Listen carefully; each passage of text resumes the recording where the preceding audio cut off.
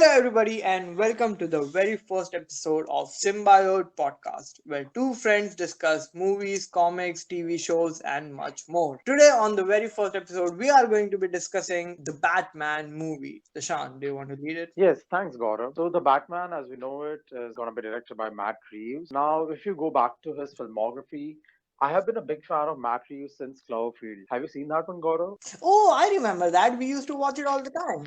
That would be the one.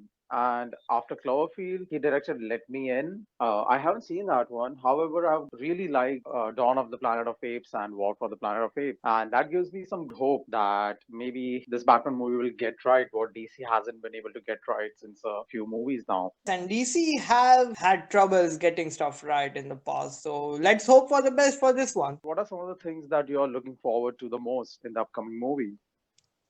Well, Batman has always been one of my favorite characters, if I'm being honest. Because Batman is more of a relatable guy. He is a normal guy. Yes, he's a billionaire, but he's a normal guy. He's trying to do everything with human limitations. And it has been inspiring for me. So, any kind of Batman movie, even if it's not going to be a good one, I am looking forward to it. And especially with this one, I'm really fascinated by the fact that they're gonna explore year one of Batman. I think it's the year two. Oh, okay. We would probably skip the introductory part of how Batman became Batman, but we are going to see Batman in his early days, trying to learn everything, trying to learn about the corruption, trying to see what it takes to be a vigilante. That is what I think would make it much more enjoyable and different from other Batman movies, because yes, we got introduction in the Nolan Batman movies, but this is something different, I feel. I really dig the noir aesthetics and especially how it looks like the Batman animated series with the red and black color palette. And I do think this is a step in the right direction for the Batman franchise. But what do you think about the rest of the star cast, Well, including Mr. Batman himself? well, I think the cast looks pretty good. Robert Pattinson has done some good movies lately, The Lighthouse, Tenet, and in Tenet he had a Bruce Wayne vibe to him. So I see him doing Bruce Wayne and Batman together. But I think this falls more into your forte. So what do you think about it? I have always had mixed feelings about the guy. I watched some of the Twilight and I wasn't a big fan of it. But then I watched Harry Potter and watching Robert Pattinson play Cedric Diggory, that helped me develop some respect for the guy. But I still wasn't feeling very happy about him, especially since the Twilight thing. But more recently, I have really liked the movies that you mentioned. And there was this other movie with Tom Holland, whose name I can't remember, but I liked his role in that as well. So I do not think we should have any problem as far as the actor who's playing Batman. Now, as for the supporting cast, we have Paul Dano as Riddler. Well, I haven't seen Paul Dano much. The only film I watched him in is Night and Day, and I have some concerns about him playing the Riddler. I have seen him in Looper, and that was a very small role, so I do not think I can judge him based on that. But I did see him in Prisoners, and that is a role that I found to be quite fascinating. Wait, he was in Prisoners? What character did he play? Yeah, he was the guy who kidnapped the girls and the guy who was being questioned throughout the movie. Oh shit, that was Paul Dano? Well, I'm excited about it now. Yeah, and I also feel very excited about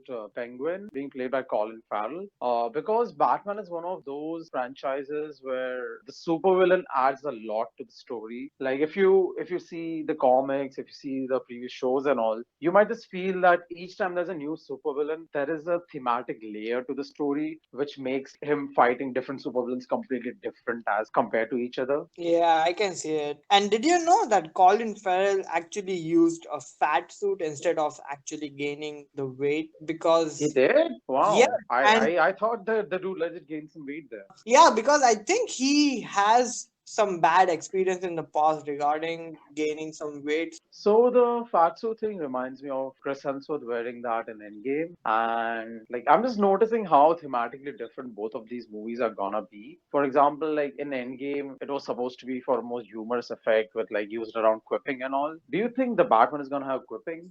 Well, I think quipping adds a balance to it. Yes, I agree that it has to be a dark movie, but I think quipping just gives it a release, that it's not always on the downturn.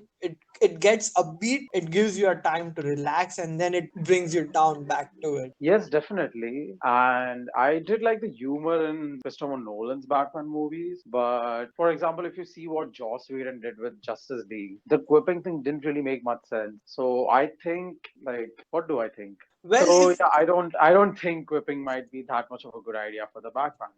Well, you bring a good point by referencing Justice League, because if you see in Zack Snyder's movie also there were some quipping points in there, but if you play it just right, it gives the right release instead of forcing it in the movie. It has to be natural. Yeah, that makes sense. Let's discuss the past of the movie, because this movie has jumped through hoops to get where it is right now. It started way back in 2015 and it's going to get released in 2022 now. Do you know about the past of it? No, not really, not much except they kept switching directors, and I think Ben Affleck was supposed to star in it at some point. What isn't that right? Yes, so actually Ben Affleck was supposed to direct, write, and star in it. So it was, Oh, interesting. and it was going to follow the death of Robin that was shown in Batman vs Superman, with Deathstroke as the main villain, and it was much based on the premises of Arkham Asylum. I think you have played the game, Oh, right? okay. I have. And were they gonna get the same guy to play Deathstroke in Superman, Batman vs Superman? Yes, Joe Manganiello. Yes, he was going to be playing Deathstroke in this movie as well, and it was supposed to be a more brutal version of Batman, because Deathstroke, as we know in the comics, is hell bent on defeating Batman. And it was almost like a horror film. He was trying to tire Batman out by breaking everyone out of the Arkham Asylum, making him go run around, and then he would just go and kill someone close to him. So it was a real challenge for Batman mentally and physically, which would have been cool to see, but we would never get to see it. Yeah, that really blows because that sounds fascinating. And I have heard a lot more things about Zack Snyder's idea that would never make it to the screen. Oh, you don't want to bring that topic out, because I can drag this out for another 5 hours if you speak about Zack Snyder's idea of what DCU was supposed to be. Yeah, we probably do not have that much time. Yes, exactly. So yeah, so I think that was a good plot, but then in 2017 Matt Reeves got on when Ben Affleck decided to step down. He was initially still going to star in it, but due to creative differences and some personal reasons he dropped off completely, and then they signed on Robert Pattinson, I think in 2019. That is because Matt Reeves always wanted to pursue a younger Batman, so they just went with an earlier version of Ben Affleck's Batman for this movie. Ah, interesting. So that's where Robert Pattinson's Batman fits in the canon. He's basically a younger Ben Affleck Batman. Yes, so I think since Warner Bros. And DCU still don't know where to head with this universe, they are just going back so they don't mess up the line of the future. So it is kind of a prequel to Batman versus Superman, and that is why we are seeing a younger Batman trying to Ah, pursue. so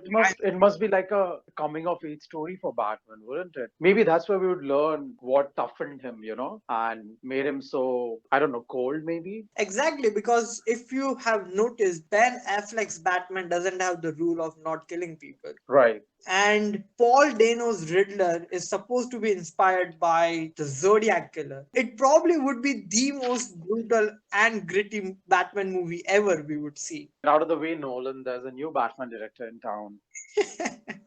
All right, let's talk about the trailer now. What really stood out to you when you saw that? It looks really dark, doesn't it? You see Yep. Batman beating around people, you see Catwoman genuinely scared at one point. There is something really crazy going to happen in the movie, and it's going to leave a lot of people speechless or even have some kind of trauma.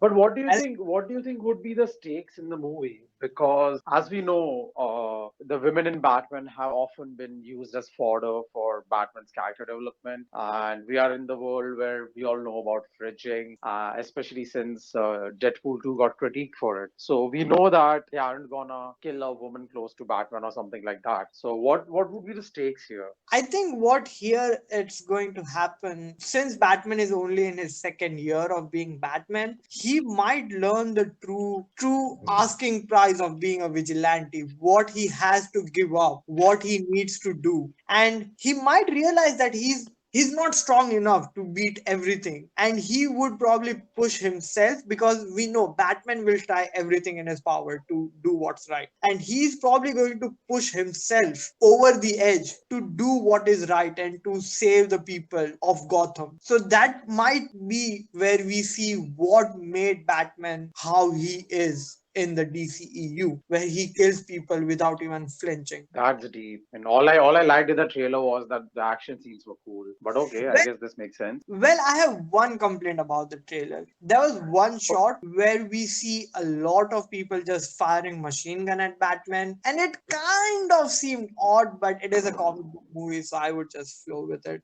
I do think that the actual shot in the movie might be a bit different, especially since they just want the trailer to look juicy. As we have seen in MCU movies, they often have things in the trailer which do not exist in the movie just to Yeah, make things look more exciting. So it could as well be a case of that, that is true. So we can't really judge it from a trailer. We have to see I it in its guess. entirety. Yeah, what do you think about the new Batmobile? Ooh.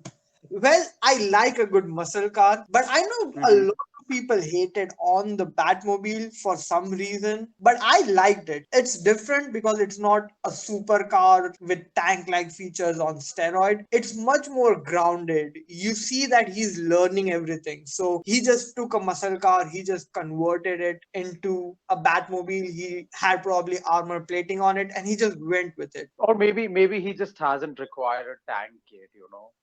Yes, he's still fighting thugs in Gotham, so he doesn't need it. Probably he'll Right. need it after this movie. Well, did you know that Batmobile was actually inspired by the 1970s Batman comic series made by Neil Adams? Oh, I didn't know. So does Batman have a car like this in that one? Yes, so in that one, it's more of a stealth purpose vehicle. So it is a normal car, normal looking car, but it is actually a Batmobile. Ah, interesting. Dishan, do you know what time it is? No, what time is it? It is trivia time. Oh, okay, I'll go first. I think this is the first time we're gonna be seeing Batman's eye makeup. In the other movies, he wears eye makeup, but it's just gone when he takes off the suit. But as seen from the trailer, this is the first time we're gonna be seeing that. Yes, you are right. Otherwise, I thought it was just another one of Batman's gadgets. When he takes off his cowl, the eye makeup just comes off with it. Yeah, like, do you think he patented that? He should, he should. Also, do you know this is the first time a person of color is playing Commissioner Gordon? Oh, that's new for DC. And Jeffrey Wright is a good actor. I've seen him in other movies and he has done some good work. So I'm excited to see him as Commissioner Gordon. I think he's the hot stuff in superhero world right now because he also did the Watch It What If. Oh, did he? Yes. I did not know that. This is some The good more you trivia. know, the more you know. Yep, exactly. Good stuff. So yeah, on that note, I think that would be it from the Yep. podcast for the Batman. The next time we'll be talking about the newly announced stuff from Marvel and Disney Plus. So see you guys next time, I guess. Bye bye.